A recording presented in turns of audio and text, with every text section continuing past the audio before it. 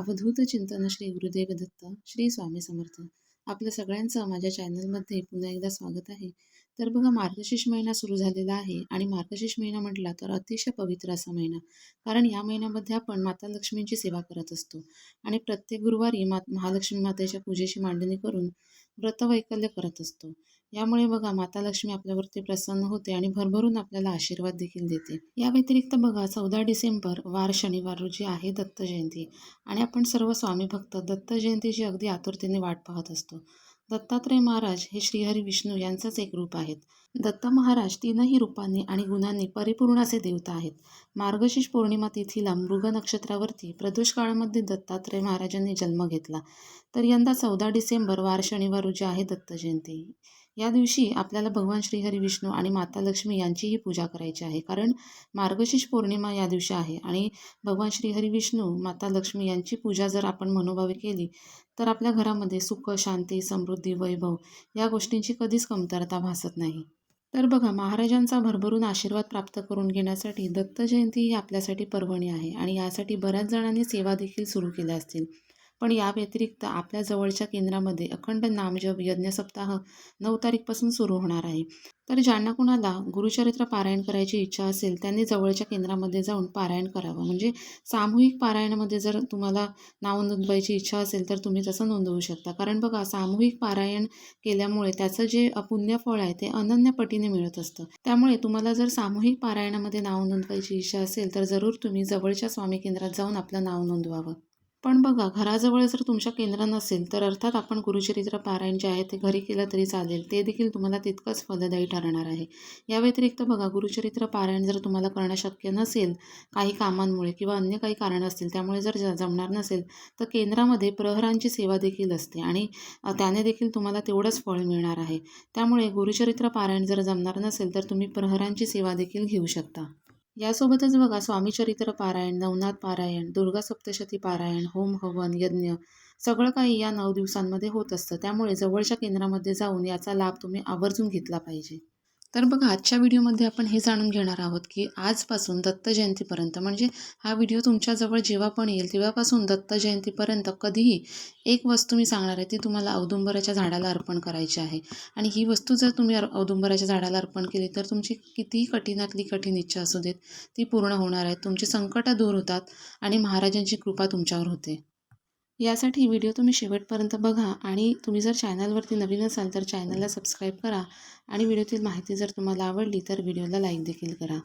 तर पहा, जिथे साक्षात दत्त महाराजांचा वास असतो ते म्हणजे औदुंबराचं झाड. त्यालाच आपण उमराचं झाड देखील म्हणतो. 21 गुणांनी परिपूर्ण असलेल्या या झाडाखाली दत्त महाराजांनी साधना केली होती. औदुंबराची मनोभावे पूजा केल्याने आपले सर्व मनोकामना पूर्ण होत असतात. भगवान श्रीहरी विष्णूंनी औदुंबराच्या झाडाला वरदान दिलं होतं की औदुंबराची जी व्यक्ती मनोभावे आणि श्रद्धेने पूजा करेल त्याच्या सर्व इच्छा पूर्ण होतील. या झाडाचं फक्त दर्शन केल्याने आपल्यातील जी उग्रता असते ती शांत होते. या झाडाला नेहमी फळे येतील असा आशीर्वाद देखील श्रीहरी विष्णूंनी औदुंबराला दिला होता. त्याचप्रमाणे औदुंबराच्या झाडाला नियमितपणे प्रदक्षिणा घातल्या तर त्याला अपत्य प्राप्ती होत असते. औदुंबराच्या झाडाखाली बसून निर्मळ मनाने जप केला तर त्याचं अनंत पटीने पुण्यफळ आपल्याला मिळत असतं. त्यामुळे बघा, आपली जी काही अडचण आहे, आपल्या ज्या काही समस्या आहेत त्या दूर करण्यासाठी आपल्याला हा उपाय जो आहे तो करायचा आहे. ही सेवा करण्यासाठी, म्हणजे हा उपाय जो करायचा आहे आपल्याला त्यासाठी औदुंबराचं झाड जर तुमच्या घराच्या जवळ असेल तर तुम्ही ही सेवा जी आहे ती दत्त जयंतीपर्यंत रोज करू शकता किंवा मग 5 दिवस, 7 दिवस, 11 दिवस ह्याप्रमाणे तुम्ही ही जी सेवा आहे, म्हणजे हा जो उपाय आहे तो करू शकता. किंवा जर मग झाड तुमच्या घराच्या जवळपास नसेल तर तुम्ही 1 दिवस जरी हा उपाय जो आहे तो केला तरी देखील चालेल. तर बघा, तुम्हाला हा उपाय करायचा आहे तेव्हा तुम्ही सकाळी लवकर उठा, स्नान करा, स्वच्छ कपडे परिधान करून तुम्ही तुळशी मातेला नमस्कार करायचा आहे. त्यानंतर सूर्यदेवाला नमस्कार करून तुमच्या घरातील जी नित्य देवपूजा आहे ती करून घ्यायची आहे. आणि मग तुम्हाला दत्त महाराजांची सेवा, म्हणजे ही जी पूजा आहे ती करायची आहे. जे कोणी हा उपाय एकदाच करणार आहेत त्यांनी हा जो उपाय आहे तो गुरुवारी करायचा आहे. आणि जे हा उपाय जो आहे तो रोज करणारे आहेत, म्हणजे दत्त जयंतीपर्यंत जर तुम्ही रोज करणार असाल तर मग जेव्हा तुम्हाला हा व्हिडिओ भेटेल तेव्हापासून तुम्ही ह्याची सुरुवात जी आहे ती करू शकता.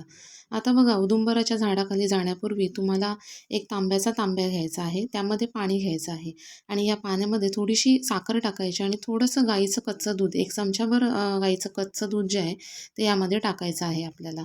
यानंतर बघा आपली जी काही आपल्याला पूजेचं सामान लागतं म्हणजे हळद, कुंकू, अक्षता, फुलं, अष्टगंध हे सगळं आपल्याला घेऊन जायचं आहे तिथे पूजेचं सामान. आणि त्याचप्रमाणे आपल्याला एक दिवा लागणार आहे. एक तुपाचा म्हणजे दिवा घ्यायचा, त्यामध्ये 2 वातीची मिळून अशी एक वात करायची आणि शुद्ध गाईच्या तुपाचा दिवा जो आहे तो आपल्याला तिथे लावायचा आहे. तर तो घ्यायचा आणि त्याचप्रमाणे आपल्याला 21 अक्षता म्हणजे तुटलेल्या फुटलेल्या नको, अखंड अक्षता ज्या असतात त्या 21 अक्षता आपल्याला घ्यायच्या आहेत आणि त्यामध्ये थोडी हळद टाकायची. अशा प्रकारे त्या पिवळ्या अक्षता ज्या आहेत त्या आपल्याला घ्यायच्या आहेत. हे जे सगळं पूजेचं सामान आहे ते घेऊन आपल्याला औदुंबराच्या झाडाखाली जायचं आहे. तिथे गेल्यानंतर सर्वप्रथम आपल्याला दिवा जो आहे आपला तुपाचा दिवा तो आपल्याला प्रज्वलित करायचा आहे. त्याआधी आपल्याला दिव्याच्या खाली ह्याचं म्हणजे अक्षतांचं किंवा मग फुलांचं आसन ठेवायचं आहे आणि त्यानंतर त्यावरती दिवा ठेवायचा. दिव्याला दिवा प्रज्वलित करायचं, दिव्याला हळद कुंकू अक्षता वाहायच्या आणि नमस्कार करायचा म्हणजे अग्निदेवतेला आपल्याला नमस्कार करायचा आहे.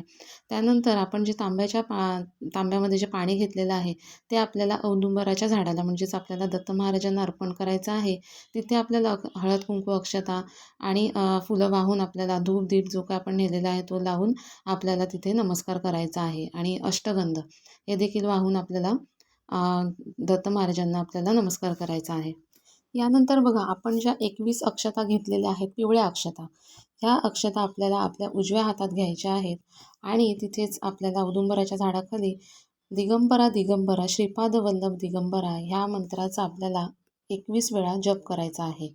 आणि त्यानंतर ह्या ज्या अक्षता आहेत आपल्या 21 वेळा जप करून झाल्यानंतर ह्या ज्या अक्षता आहेत त्या आपल्याला औदुंबराच्या झाडाखाली मुळाखाली आपल्याला अर्पण करायच्या आहेत. यानंतर बघा आपल्याला औदुंबराच्या झाडाला 11 प्रदक्षिणा घालायच्या आहेत आणि प्रदक्षिणा घालत असताना दिगंबरा दिगंबरा श्रीपाद वल्लभ दिगंबरा या प्रभावी मंत्राचा देखील जप करायचा आहे. 11 प्रदक्षिणा घालत असताना तुम्हाला या मंत्राचा जप करायचा आहे. यानंतर बघा तुम्ही तिथेच औदुंबराच्या झाडाखाली बसून जप करू शकता म्हणजे 108 वेळा तुम्ही दिगंबरा दिगंबरा श्रीपाद वल्लभ दिगंबरा किंवा मग श्री गुरुदेव दत्त या मंत्राचा तुम्ही 108 वेळा जप करू शकता. त्याचप्रमाणे आपण स्वामी समर्थ महाराजांचा 108 वेळा जप करू शकता. नामजप झाल्यानंतर आपली जी काही इच्छा आहे म्हणजे जी काही आपली समस्या आहे, अडचण आहे, ज्यासाठी आपण हा उपाय केलेला आहे तो तुम्ही तिथे दत्त महाराजांना आपल्या मनातल्या मनात बोलून दाखवा. आणि यानंतर तुम्ही जिथे पाणी अर्पण केलेलं आहे तिथली जी माती ओली झालेली असेल ती माती थोडीशी आपण घरी घेऊन यायची, एका कागदामध्ये बांधायची आणि आपल्याला ही माती जी आहे ती आपल्या देवघरामध्ये दत्त जयंतीपर्यंत तशीच ठेवायची आहे. दत्त जयंतीपर्यंत आपल्याला तुम्ही जी देवपूजा करता, नित्य देवपूजा करता त्याबरोबर आपल्याला ह्या मातीची देखील पूजा करायची आहे.